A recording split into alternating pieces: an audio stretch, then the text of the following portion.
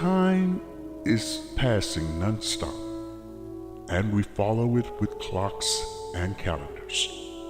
Yet we cannot study it with a microscope or experiment with it.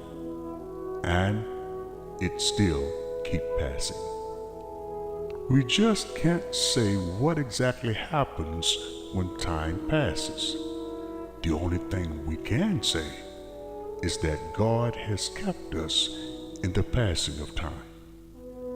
Let us continue to stay focused on the one who made time and maintain the level of faith that 2012 will be a better year through him.